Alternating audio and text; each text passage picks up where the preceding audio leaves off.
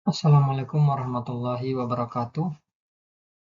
Pada kesempatan kali ini saya akan presentasikan apa yang menjadi tugas saya, yaitu tugas ujian akhir semester mata kuliah Sistem Cuaca Skala Meso. Apa itu Mesoscale Convective System atau MCS? Mesoscale Convective System atau MCS merupakan konvektif yang terjadi dengan skala yang lebih luas, dengan luasan yang sesuai dengan namanya yaitu skala meso, yaitu ratusan hingga ribuan kilometer luasannya, dengan durasi lebih dari 6 jam.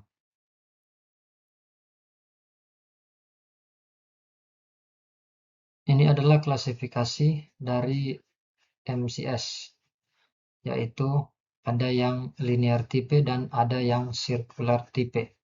Yang linear type yaitu tropical squalls dan squall line pada middle altitude. Untuk Indonesia daerah tropis, kita menyebutnya tropical squalls. Walaupun secara umum kita kenal banyak yang menyebutnya squall line, tapi nama yang sebenarnya adalah tropical squalls. Tropical squalls. Kemudian untuk circular type yaitu ada di tropik ada cloud cluster, tropical storm atau cyclone, yang mana skala MCC atau Mesoscale Convective Complex, dan ada di middle altitude yaitu cloud cluster, Mesoscale Convective Complex atau MCC. Ini adalah apa yang diutarakan oleh Maddox pada tahun 1980. Kemudian pada gambar diagram kita dapat melihat bahwa MCC, squall line, dan bow echo dan lain sebagainya adalah merupakan bagian dari MCS atau Mesoscale Convective System.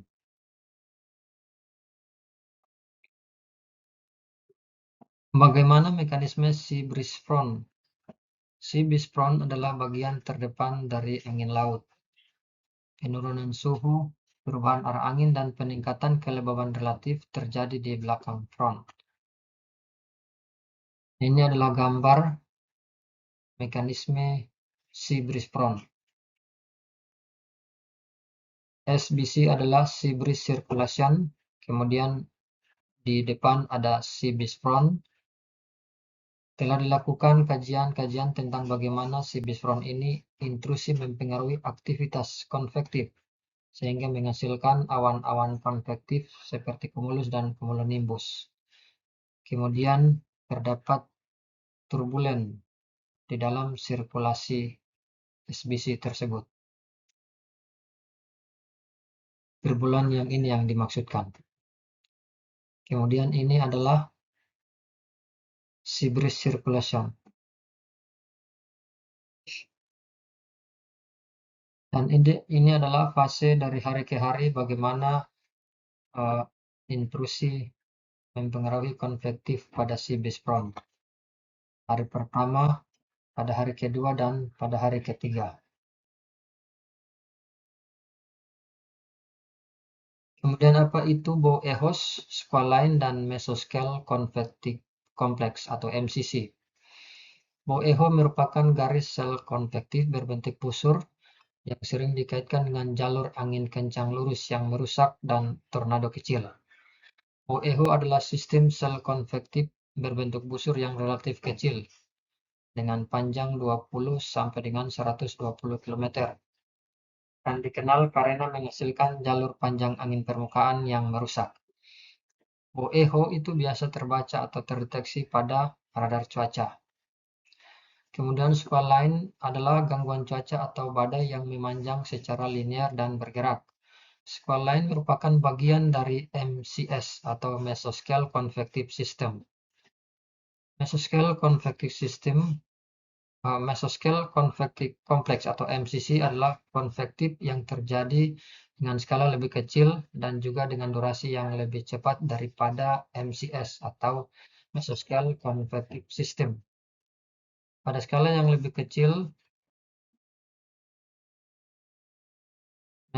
sesuai dengan namanya Mesoscale Convective Complex atau MCC dengan skala yang lebih kecil yaitu 3 sampai dengan 10 km dengan durasi yang lebih cepat. Kemudian parameter di dalam menentukan Froude number dan klasifikasinya dalam pembentukan gelombang gunung. Parameter dalam menentukan Froude number adalah yaitu kecepatan angin normal ke gunung, kemudian kecepatan angin normal ke gunung atau dengan lambang U, kemudian Brand Vaisala frekuensi N, dan S adalah skala vertikal, yaitu untuk beberapa aplikasi horizontal gunung.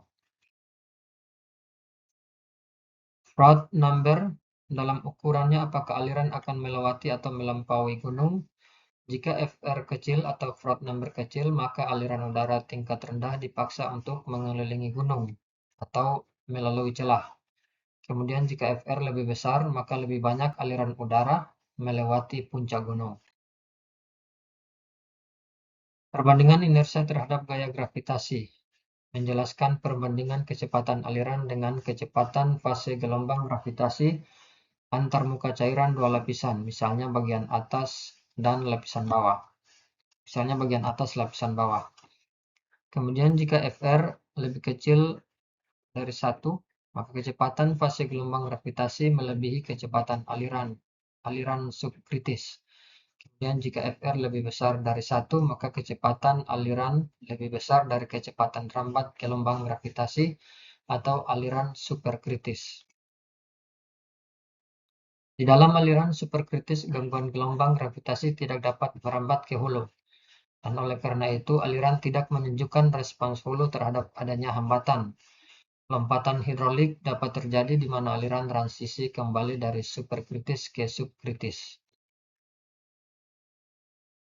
Kemudian karakteristik dan fase pertumbuhan awan supersel serta dampak dari supersel tersebut.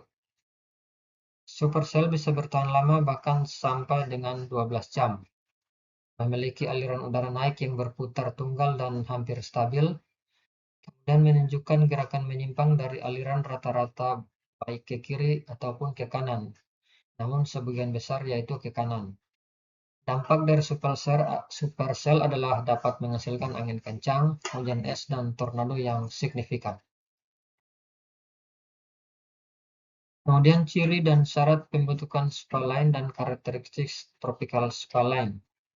Skyline adalah gangguan cuaca atau badai yang memanjang secara linear dan bergerak. Skyline merupakan bagian dari MCS atau Mesoscale Convective System. Ciri daripada skyline yaitu menyebabkan angin kencang dan hujan lebat, kemudian berbentuk memanjang, terdiri dari sel badai yang berdekatan, didukung oleh arus udara yang naik dan turun. Syarat daripada pembentukan skyline yaitu adanya shear angin yang cukup, ketidakstabilan atmosfer dan udara hangat, serta lembab di permukaan. Karakteristik daripada tropical skyline yaitu terjadi di daerah tropis, di mana membawa angin kencang dan hujan lebat, merupakan bagian dari MCS atau Mesoscale Convective System. Umumnya pemanasan maksimum terjadi di siang hari dan menyebabkan konveksi kuat pada sore atau pada malam hari. Terima kasih, demikian apa yang dapat saya presentasikan tentang tugas ujian akhir semester saya mata kuliah Sistem Cuaca Skala Meso. Terima kasih.